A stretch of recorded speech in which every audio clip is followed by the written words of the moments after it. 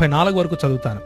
చూడండి. ద్రాక్షరసముతో ప్రొద్దుపుచ్చే వారికే కదా, కలిసిన ద్రాక్షారసము రుచి చూడజేరి వారికే కదా అని ప్రశ్న 29లో ఉంటుంది. యాక్చువల్గా ఏముంటుందంటే, ఎవరికి శ్రమ, ఎవరికి దుఃఖము, ఎవరికి జగడములు, ఎవరికి చింత, ఎవరికి హేతువులేని గాయములు, ఎవరికి మందదృష్టి అని సామెతల గ్రంథకర్త ప్రశ్నిస్తూ సమాధానంగా ఏం చెప్తున్నాడంటే, ద్రాక్షారసముతో ప్రొద్దుపుచ్చు వారికే కదా, కలిపిన ద్రాక్షారసమును రుచి చూచే వారికే కదా అంటూ 32వ వచనంలో, త్రాగుట రుచిగానుండగను దాని వైపు చూడద్దు, పిమ్మట అది సర్పమై కరచును, కట్లపాము వలె కాటువేయును, విపరీతమైనవి నీ కనులకు కనబడును అంటూ త్రాగుబోతుదనం గురించి, లేకపోతే ప్రొద్దుగూకులు మద్యమును సేవించే వారి గురించి చెబుతూ ఈ మాటలు రాశారు.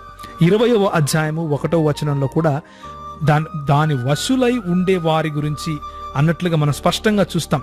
దాని వశమైన వారందరూ జ్ఞానము లేనివారు అంటూ బైబిల్ చాలా స్పష్టంగా ద్రాక్షారసము వశులై ఉండేవాళ్ళు అంటే త్రాగుబోతులను హేయమైన వాళ్ళుగా స్పష్టంగా చెబుతా ఉంది.